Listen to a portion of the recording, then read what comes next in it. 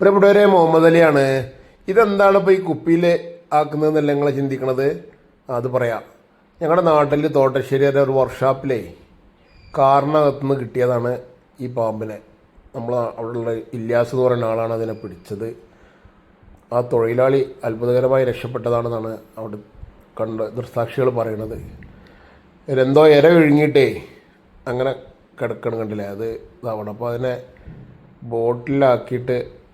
ബോട്ടിൽ ചോദിക്കണം മൂപ്പര് ഇതിലാക്കാൻ വേണ്ടി.